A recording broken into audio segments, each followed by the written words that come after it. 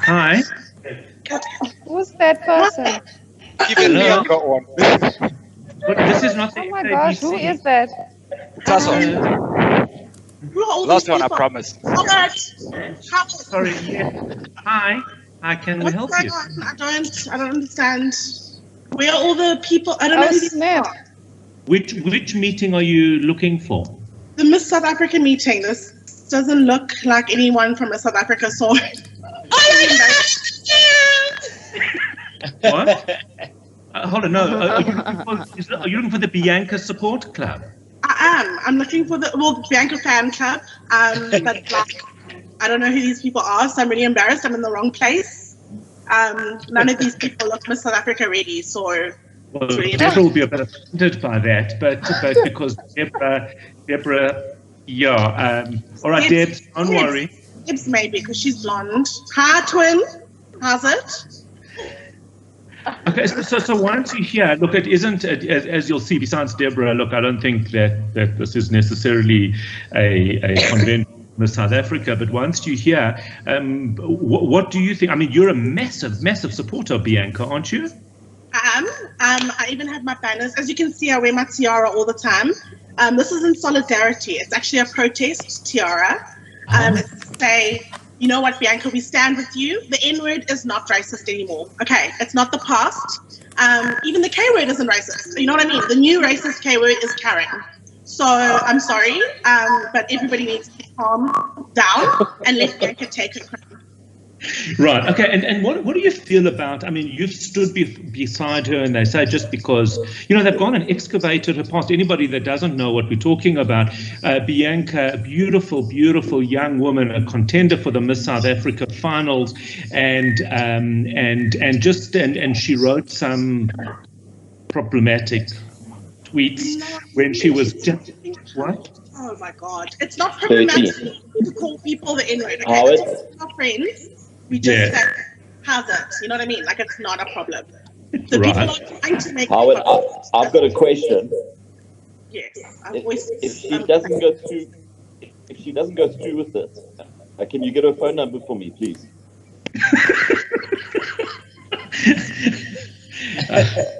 All right. Somebody mute John, if you don't mind. This is important. This is important. No, we realize how important it is. And just because she tweeted, Kelz, just because she tweeted at 14 doesn't make her a racist, because that's a normal age of racism. Am I right? There's puberty, then racism, then adulthood. It's just a phase of growing up. So I don't understand why everyone is so upset. You know it, Howard. Like, we both went through it after Bat Mitzvah. It's racism and then adulthood. Right. And then, of course, we do come back to it from time to time. Then it's adulthood again, then it's racism again, then maybe learning from your mistakes in public, and then racism again. And then right. And in terms of learning from, I mean, how is it that we are judging her people are judging her so harshly when she actually forgave herself? Do you know what I mean? Okay, so this is what I say. If you forgive yourself, how can people be angry at you anymore? Like last week, I said, oh my God, I crashed into someone's car, and then he was really angry, and I said, I forgive myself. And then he was like, oh, and then it was over, and we're friends now. So I don't understand when Bianca says she forgives herself, why people don't understand what that means. Yeah, and she found God. We went to racism camp. It's Christian camp, it's the same thing. And when we were 15, it was so amazing. We prayed the racism away. We did a couple of exercises. You basically just go like this on someone's forehead, shake them, and you literally see the racism leave. It's a beautiful, beautiful exercise. We all sit in a circle, we sing to stem 6 times, and then we exercise racism. Right. Well, once you're here as well, can I just ask you, because you are obviously fighting quite hard against lockdown, and you've started a movement, because lockdown is like apartheid, isn't it? Oh, okay. It's actually apartheid and the Holocaust mixed in one. Okay, it's terrible.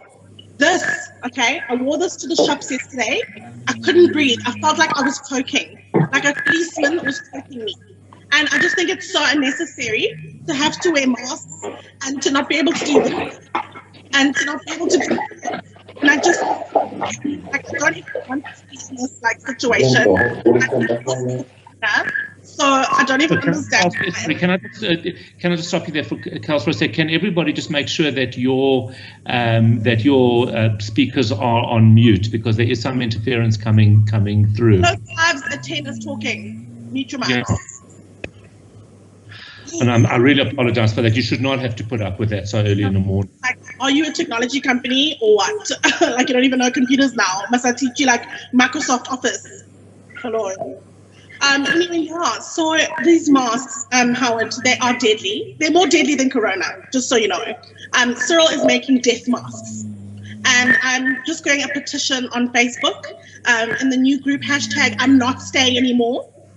And really, I need you people to sign up for this and just say we will not wear these death masks. Rather the air kill us than the death masks. It's enough. It's enough. Right, and it is exactly like apartheid, because during apartheid, why? Because it's just like we can't even move anywhere without a pass. Do you even know what a pass is, Howard? No, you don't, because you're white. No. Okay, I have a pass. No, but we were in closets with Anne Frank, remember? And you know, Anne Frank didn't even have Instagram, so she didn't even get to see how terrible it is in the world. I have Instagram, so I can see things. You know what I mean? But yeah, I mean, also, by the way, these make great yarmulkes. If anyone wants to know, shul on Fridays. This is the only thing this is good for. Masks, no. Yarmulke. So yeah, but yeah, we can't leave our houses. There are policemen everywhere. And now it's like reverse apartheid, because it's not just affecting blacks, it's affecting us as well. And that's even worse, because we can't handle stress and inconvenience. Yeah. And you did start a movement, the whole Golf Lives Matter movement. Can you tell us a bit about that? Basically, okay, so people are lining up for food. People are taking taxis. So why can't we play golf? Do you know what I mean? Golf is essential to my state of being. My husband, like, he freaks out if he doesn't play golf. He just doesn't get in a good mood. So if they can line up for food parcels, and have you seen how close they stand to each other? I mean, that's where the Corona is. It's not on golf courses.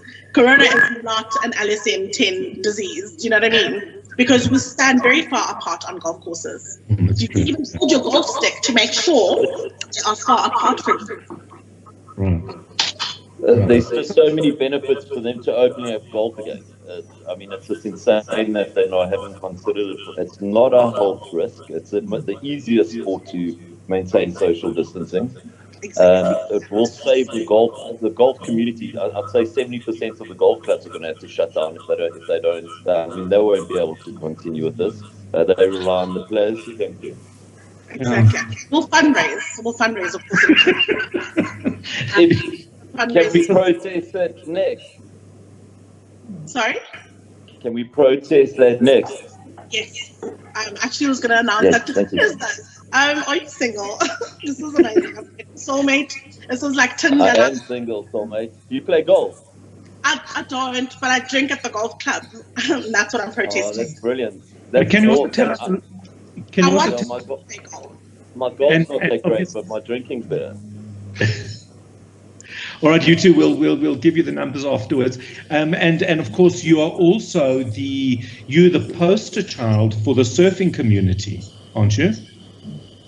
I'm glad you asked.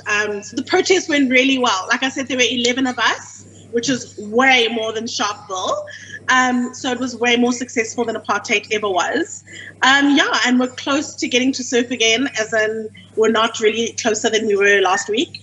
But my swimming pool, I've now installed a wave portion. So my friends are coming here to surf, which is great anyway. And if you didn't know, surfers give a lot of food to the hungry fellow surfers. So we actually are a charity, if you think about it. I mean, the receptionist's name is Charity, but I mean, same thing. And it's actually the same thing. I mean, it's charity against home, as they say. So I'm just really excited to get people surfing again. Come to my house, guys. The wave pool is operational. It is winter, so you will die of hypothermia, but at least we will have won against the government, and that's what's important. The oppressive regime, of course, that is controlling us in 2019. Coconut Kelz, it's Deborah. Please retract and apologize that I'm not Miss SA worthy. Oh gosh, I knew we were going back to that. This is what happens when your high school frenemies come online to attack you. I don't enjoy being attacked. And this is what we spoke about, Debs. This is why we didn't speak for 3 years in high school. This is why you weren't allowed to sit with us at our table.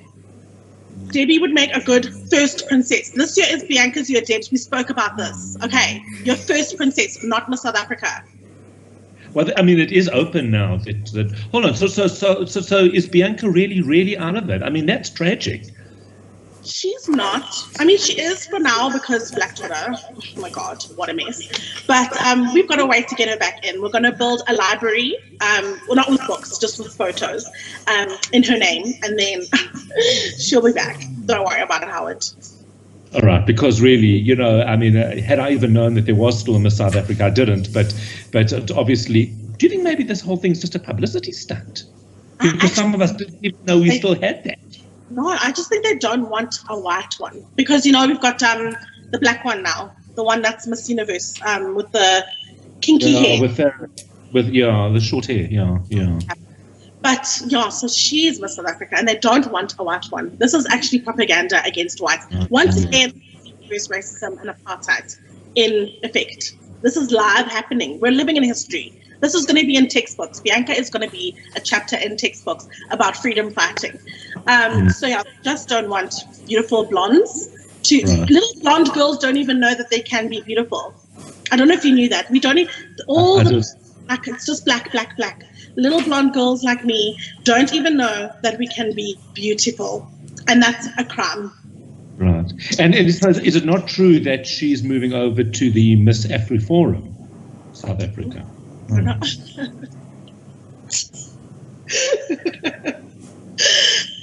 don't know.